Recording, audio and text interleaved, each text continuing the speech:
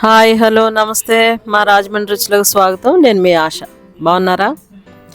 ఈవేళ మనం చేసుకోవాల్సిన వీడియో ఏంటంటే గోదావరి గొరసలండి. బ్రతికిని దొరికాయి మనకి.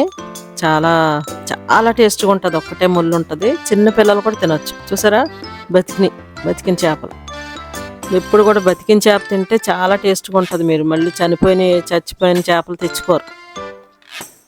గోదావరి దగ్గరికి వెళ్ళి బ్రతికిన చేపలు తెచ్చుకుని నీట్గా దాని పులుసు అంతా తీసుకుని చేదుకట్టు చితికిపోకుండా కొయ్యాలి తల జాగ్రత్తగా. ఈ ఫిష్ ఏంటంటే ఫిష్ లాగే ఫ్రై చేశాను. చూడండి, వీడియో అంతా చూస్తే మీకు అర్థమవుతుంది. జాగ్రత్తగా దాన్ని చేదుకట్టు తీసేసి తల ఉంచేసేయాలి. అలా నాట్లు పెట్టి ఉప్పు కారం దాని లోపలికి పట్టుకునేటట్టు నాట్లు పెట్టి కలిపేసుకుని ఫ్రై చేసుకోవడమే. ఓవెన్ ఉంటే పెట్టుకోవచ్చు, కానీ నూనెలో వేయించితే చాలా టేస్ట్గా ఉంటుంది. డ్రైగా కాకుండా నూనెలో వేయించితే చాలా టేస్ట్గా ఉంటుంది ఈ చేప. గోదావరి గొరసలు అనమాట. రేరండి, ఎప్పుడో కానీ దొరికినప్పుడు కర్రీ కన్నా ఫ్రైకే చాలా బాగుంటుంది ఈ చేప. సరే, నీట్గా దాని పులుసు అంతా చక్కగా తీసేసి పొదినైన కత్తి పెట్టి ఉంటే శంకులు మొత్తం జాగ్రత్తగా క్లీన్ చేసుకోవాలి. జిగిరది ఉండదో పులుసు తీసుకుంటే సరిపోదు.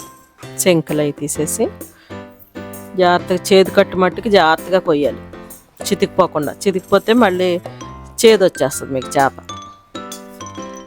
నీట్గా చేసుకోవాలి. ఏదైనా ఎన్వి మట్టికి ఓపికగా చేయాలండి. కొంచెం టైం తీసుకుని కంగారు పడకుండా చేస్తే చాలా టేస్ట్గా ఉంటుంది. ఒక అరగంట ఉప్పు కారం పసుపు వేసి కలిపి ఉంచేసేయండి. కొంచెం పెరిగేసి కలిపి ఉంచేస్తే స్మూత్గా చక్కగా వస్తుంది టేస్టీగా. ఉడకడానికి ఎక్కువ టైం పట్టదు చేప, తెలుసు కదా. ఒక 5 నిమిషాల్లో అయిపోతుంది. ఇటు అటు కాలితే చాలు. సిమ్లో పెట్టి వేగనివ్వండి. చక్కగా 4-5 నాట్లు పెడితే మీకు ఉప్పు కారం బాగా పట్టుకుంటుంది. చూసారా? అల్లం వెల్లుల్లి పేస్ట్ 1 స్పూను కడిగేసాను శుభ్రంగా. కారం 2 స్పూన్లు, పసుపు 1 అర స్పూను, సాల్ట్ ఉప్పు 1 స్పూను, పెరుగు 1 కప్పు. అంతే, దీనికి మసాలా అక్కర్లేదు. చేప అంతా పట్టించండి బాగా కలిపి. చేపకి అంతటికి నాట్లు పెట్టాం కదా, నాట్లలోకి వెళ్ళేటట్టు రుద్ది ఒక అరగంట సేపు అలా నాననివ్వండి. బాగా ఉప్పు కారం తీసుకున్న తర్వాత పొయ్యి మీద మూకుడు పెట్టి ఫస్ట్ చేపలు వేసేయండి. మూకుడు హీట్ ఎక్కిన తర్వాత చేపలు వేసిన తర్వాత నూనె వేయండి. ఆ వేడికి వెంటనే లోపలికి ఉప్పు కారం తీసుకుంటుంది.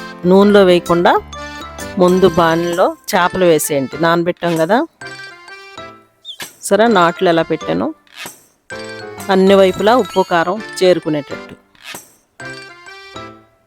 వేసేయండి. ఫస్ట్ మూకిట్లో వేసేసి వేడి కాగింది కదా, సరే పొగలు వస్తుంది కదా, కాగిన దాంట్లో ఇది వేసేయండి. అప్పుడు నూనె వేయండి. ఆ హీటు రాగానే తీసుకుంటుంది ఉప్పు కారం చేపకి.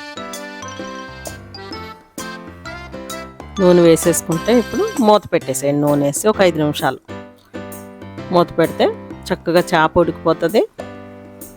ఎర్రగా మీకు కింద కాలుతుంది. మూత పెట్టేసి ఒక 5 నిమిషాలు ఇటు, ఒక 5 నిమిషాలు అటు కాలితే సరిపోతుంది. ఎక్కువ టైం పట్టదండి. చేపలు చేయడమే పని, కానీ వండడం ఈజీ. జాగ్రత్తగా తిరిగేయండి.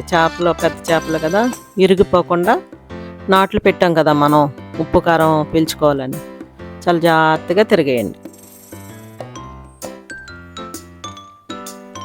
2 స్పూన్లు పట్టుకొని ముక్కెరక్కుండా తిరిగేయండి. చాలా స్మూత్గా ఉంటుందండి ఫిష్ ఇది. ఒక్కటే ముళ్ళు, చిన్న పిల్లలు కూడా తినొచ్చు. ఫిష్ చాలా మంచిదండి హెల్త్కి. ఇంట్లో మీరు ట్రై చేయండి. ఇటు సైడ్ మా రాజమండ్రి వచ్చినప్పుడు దొరుకుతాయి, ట్రై చేయండి. చాలా టేస్ట్గా ఉంటాయి.